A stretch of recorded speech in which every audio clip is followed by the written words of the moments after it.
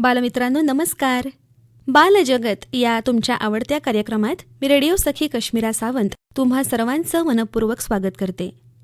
बालमित्रांनो, आपण नेहमी ऐकतो की मेहनतीचं फळ गोड असतं. आपण आपल्या मेहनतीमध्ये सातत्य ठेवलं की जे हवंय ते आपल्याला साध्य करता येतं.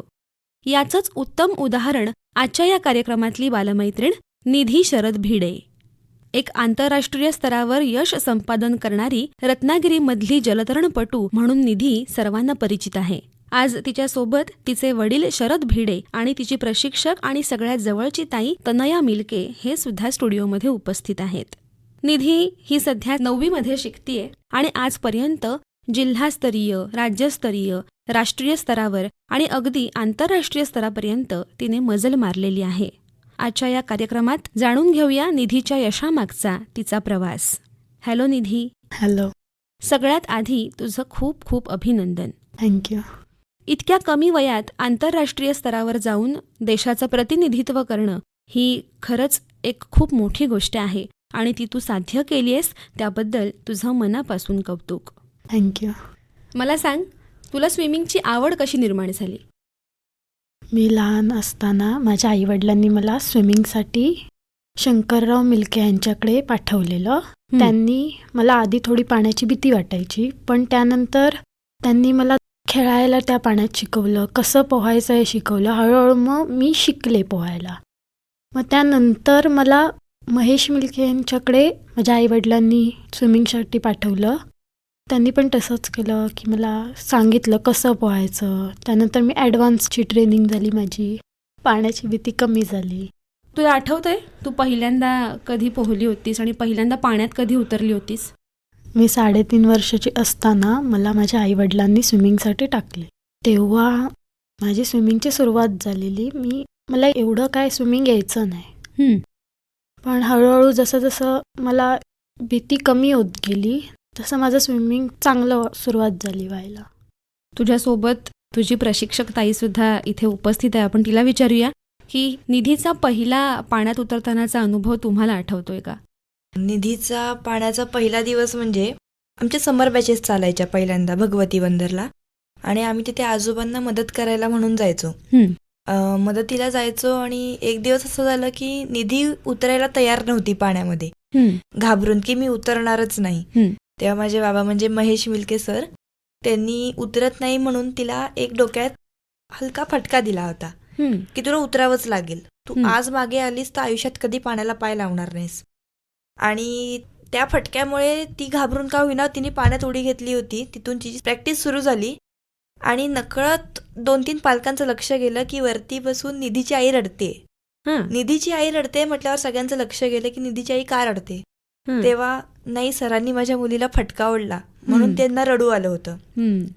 पण आज तिची आई सर्वांना एक आवर्जून सांगते की त्या दिवशी मी रडले, पण आज त्या सरांच्या एका फटक्यामुळे माझी मुलगी आंतरराष्ट्रीय खेळते. त्या दिवशी जर निधी खेळली नसती तर आज आपल्या देशाचं नाव एवढं वरपर्यंत गेलंच नसतं. अगदीच बरोबर आहे. म्हणजे शिष्याने यश मिळवण्यासाठी गुरुला थोडंसं कठोर शासन करावंच लागतं. मला सांग निधी, मग तुझा रोजचा सराव किती वेळाचा असतो? सकाळी माझा दादू तो जिम घेतो आमचं 8:30 ते 9:30. त्यानंतर संध्याकाळी आमची स्विमिंगची बॅच चालते 6:30 ते 9. त्या वेळात मग तेव्हा आम्ही स्विमिंग करतो.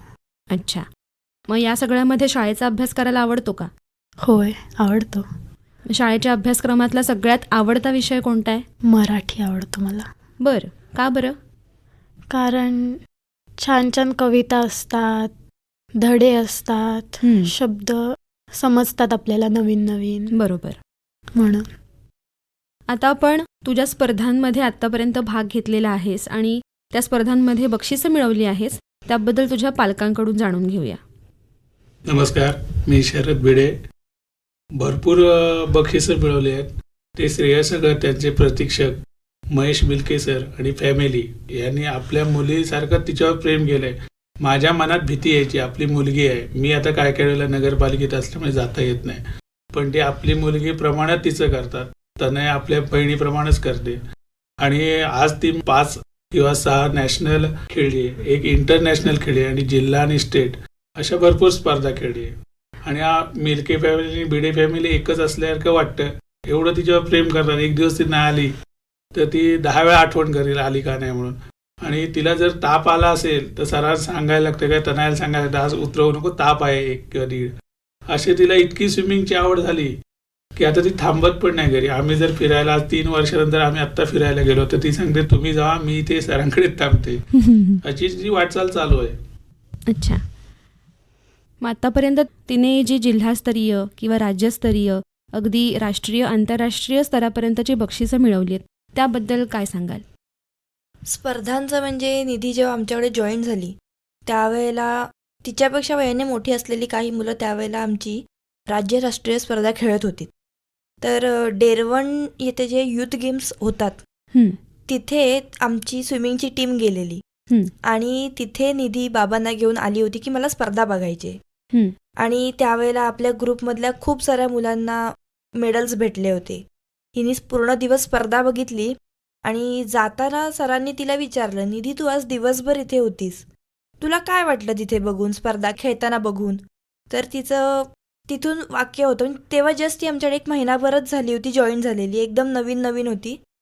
सर, दादूने जे गोल्ड मेडल गळ्यात घातलंय, हं. 1 दिवस मी ते गळ्यात घालीन आणि त्याच दिवशी माझं स्वप्न पूर्ण करीन. वा.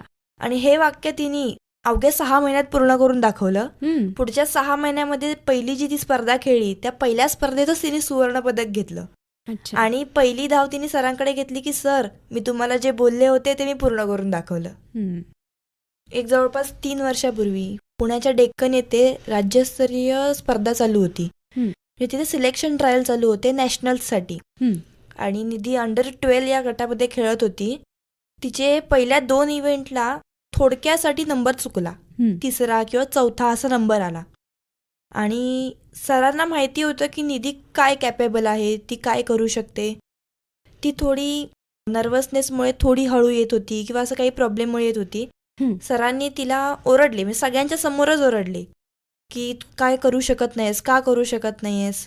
आणि तिला एवढा राग आला त्या गोष्टीचा की सर मला ओरडले, सर मला हं. पहिल्यांदा ओरडले. हं, तिने पुढच्या 50 मीटर ब्रेस्टस्ट्रोकच्या इव्हेंटला एवढा जोर लावला की तिचा नंबर बसला, 2रा नंबर. हं. आणि तिची ओडिसा येथे होणाऱ्या नॅशनलसाठी सिलेक्शन झाली. अच्छा. निधीचं एक कौतुक असं की निधीने आजपर्यंत तिच्या पुढे जर एखादा प्लेअर गेला हं, तर तिला खूप राग यायचा हं, की हा प्लेअर माझ्या पुढे गेलाच कसा, हं, मग पुढच्या इव्हेंटला त्याला मी मागे कसं टाकीन, हं, यासाठी तिचा सारखा प्रयत्न असायचा. म्हणजे स्पर्धेला गेल्यावरती काही मुलं तिथे खेळत बसणं, गप्पा मारणं. निधीचं तसं नाहीये. निधी स्पर्धेला गेली ना की इतर मुलं इव्हेंट कशी खेळतायत, ती काय करतायत, किंवा त्यांना भेटून तुम्ही इतर दिवशी प्रॅक्टिस कशी करता, काय करता हे विचारणार. हं, नंतर सरांना येऊन भेटणार, सर त्या मुलांनी ना असं असं केलंय, मग मी कुठे चुकतेय का, हं. माझं काही चुकतंय का. किंवा प्रत्येक इव्हेंटला जायच्या आधी ती सरांना भेटणार की सर माझा आता इव्हेंट आहे, मी काय करू, हे ती विचारणार. असं नम्र जर का असेल ना तर 100% खेळाडू हा पुढे जातोच. अगदी बरोबर आहे. ताई आता म्हणाले की तुला जेव्हा सर ओरडले तुला राग आला होता, काय वाटलं होतं तेव्हा? मला असं वाटलेलं की सर मला ओरडले. मला वाईट वाटलेलं की कधी ओरडत नाहीत पण आज ओरडले, म्हणून मग ते थोडा राग आलेला. तो राग मला स्वतःवर आलेला, सरांवर आला नव्हता. कारण मला असं वाटत होतं मी कुठेतरी चुकली आहे, काहीतरी चूक होते माझ्याकडून, हं, म्हणून मी त्या पुढच्या ह्याच्यात नंबर घेतला. अच्छा. मग ज्यावेळी त्या नॅशनल स्पर्धेमध्ये तू पदक मिळवलंस तेव्हा कसं वाटलं तुला? मला खूप चांगलं वाटलेलं.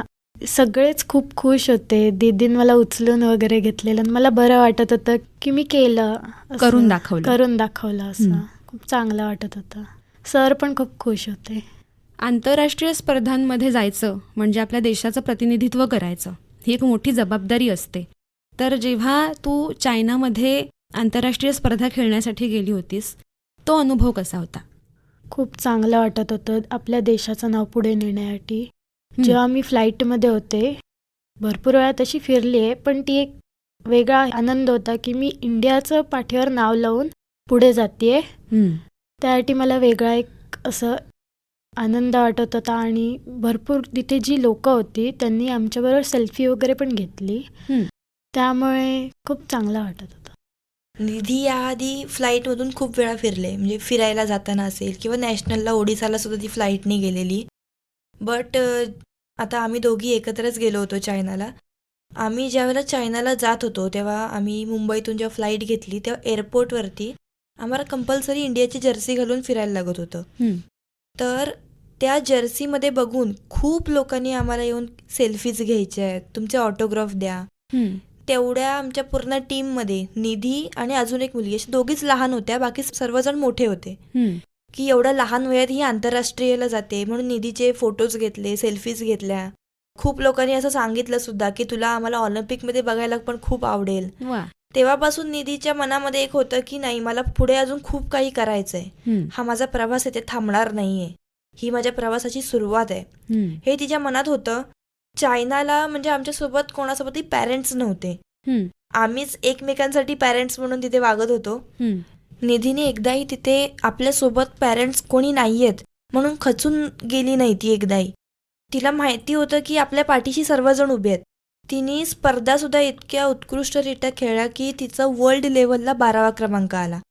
आणि तो इव्हेंट संपल्यावरती सुद्धा तिच्या चेहऱ्यावरती जे हास्य होतं ते खूप बघण्यासारखं होतं. छान. या आंतरराष्ट्रीय स्पर्धेमध्ये यश मिळवून तू परत आलीस तेव्हा मग शाळेतून तुझ्या मित्रमैत्रिणींची किंवा तुझ्या घरच्यांची प्रतिक्रिया कशी होती? सगळे खूप खुश होते, आई वडील वगैरे. शाळेतल्यांनी खूप सपोर्ट केला आहे मला. खास करून माझ्या पाटील मॅडम तर खूप खुश होत्या. त्या माझ्या PTच्या टीचर आहेत. त्या खूप खुश होत्या की आमच्या शाळेतली मुलगी गेली आंतरराष्ट्रीय स्पर्धेवर खेळायला म्हणून. त्यांनी माझा शाळेत सत्कारही केला. बरं. आपली मुलगी एक आंतरराष्ट्रीय स्तरावर एवढं मोठं यश मिळवतेय, त्यावेळी तुमच्या भावना काय होत्या? आंतरराष्ट्रीय स्तरावर येताना आम्ही विमानतळावर गेलो, त्यांचा सत्कार केला आणि ग्रुपची 8 ते 9 मुलं होती, सगळ्यांचा सत्कार केला आणि तेव्हाच वाटलं ही पुढे काहीतरी जाऊन करील. आणि त्या याने विश्वासानं आजपर्यंत तिने जवळजवळ 200 मेडल मिळवलेली आहेत. हो का? आणि इतका अनुभव चांगले आहेत. प्रशिक्षक त्याची मानलेली बहीण सख्खी बहिणीपेक्षाही मोठी आहे, त्यामुळे सगळ्या ग्रुपमधून एवढं छान तिला सपोर्ट मिळतो की पालक नसली तरी ती करून येते स्विमिंगचे. आजपर्यंत एवढी बक्षिसं तू मिळवली आहेस, तर काय वाटतं सगळ्यात जास्त प्रोत्साहन तुला कोण देतं? सर आणि माझे आई वडील मला खूप प्रोत्साहन देतात. अभ्यासात, इतर गोष्टीत मला गौरी मॅडम किंवा दीदी सपोर्ट करते. काही असेल तर मी तन्वीदीला सांगते. माझ्या स्पर्धेसाठी माझे बाबा सोबत असतात नेहमी. कधीही माझे बाबा माझ्या स्पर्धेला मी जाते तेव्हा तेच सोबत असतात. आणि जेव्हा आमची स्पर्धा चालू असते तेव्हा ते मला चेअरअपही करतात. मी एक पाण्यात गेल्यावर कोणाचा आवाज जास्ती येत नाही, पण मला सरांचा आवाज येतो. मी त्या आवाजावर लक्ष ठेवते नेहमी, कारण ते सांगतात ना की तुला काय करायचं आहे आत्ता, काय नंतर करायचं आहे, ते सगळं सांगतात. म्हणजे एवढ्या गर्दीत पण तुला पाण्याच्या खाली असताना सरांचा आवाज ऐकू येतो. मी जेव्हा स्पर्धेला जाते तेव्हा माझा अभ्यास चुकतो, माझा पेपरही चुकलेले, तेही माझे नंतर घेतलेले माझ्या मॅडमनी सरांनी.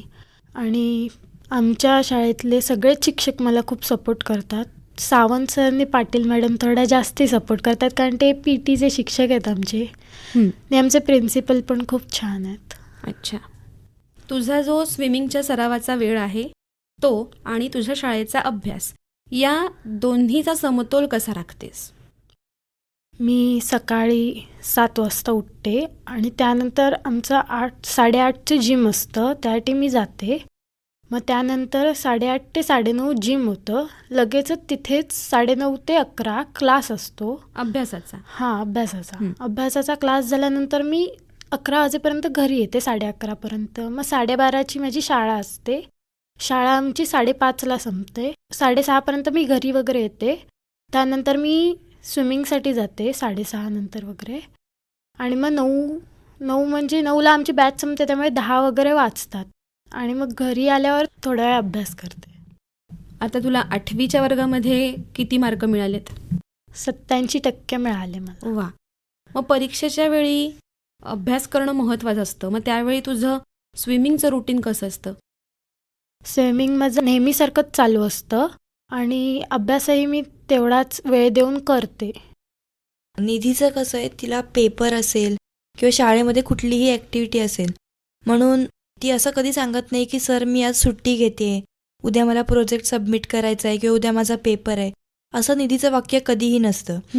कितीही काही झालं तरी निधी तिच्या टायमिंगला तिथे व्यायामाला येणार किंवा त्या टायमिंगला ती स्विमिंगला येणार. असं कधीच नसतं की मी आज लवकर जाते, उद्या माझा हा पेपर आहे, उद्या माझा तो पेपर आहे. हे कधीच निधीचं नसतं.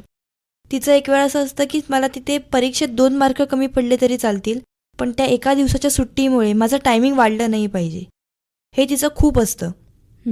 कधी पॅरेंट्स तिला समजा बोलले की आपण सुट्टी पडली आहे निधी, बाहेर फिरून येऊया, 1 दिवस का होईना फिरून येऊया, तर ती तिच्या पालकांना सांगते तुम्ही दोघं फिरून या, मी सरांच्या घरी राहीन, पण मला प्रॅक्टिस चुकवायची नाही आहे. आणि गेल्या म्हणजे निधी मे 2017 स्विमिंगला आमच्याकडे आहे, बट आजपर्यंत तिने कधीही सुट्टी घेतलेली नाही.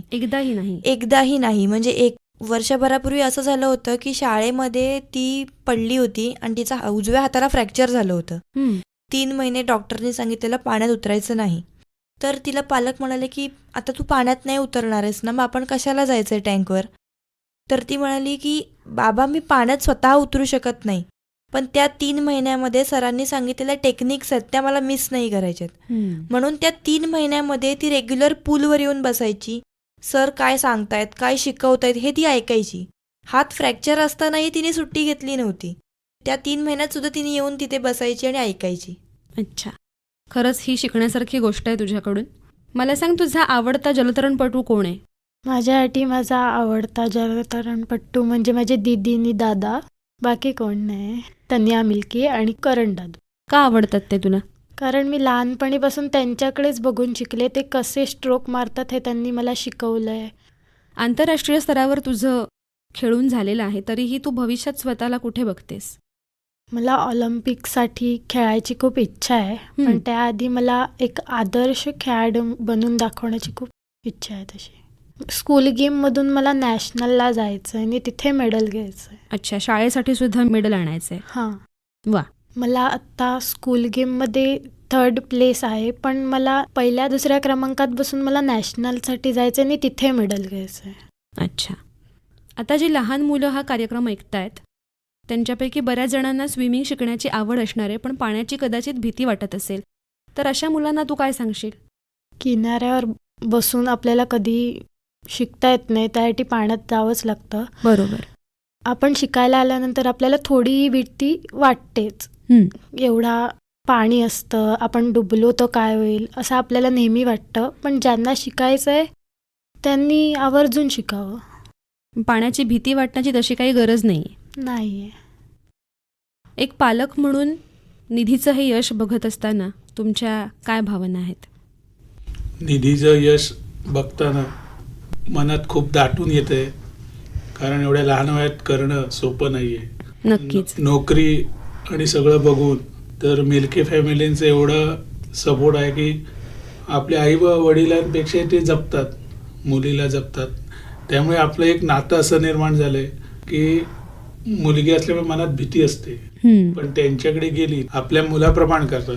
त्यामुळे माझ्या मनातली इतकी भीती दूर झाली की मी त्यांच्यावर बिंदास पाठवतो. परवाच मला जाता आलं नाही तर ते घेऊन गेले, म्हणाले आम्ही आहोत ना. घेऊन गेले नाही आणून व्यवस्थित, म्हणजे असं वाटतं की आपल्या घरातलीच आहेत.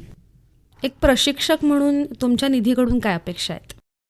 अपेक्षा अशा म्हणजे तिने ऑलरेडी भरपूरशा आमच्या अपेक्षा पूर्ण केल्या आहेत, बट आमच्या अपेक्षा अशा आहेत की तिने पुढे तिच्या इच्छा पूर्ण कराव्याच, तिची स्वप्न आहेत ती तिची पूर्ण व्हावीच, पण तिने जगासमोर एक आदर्श खेळाडू म्हणून राहावं.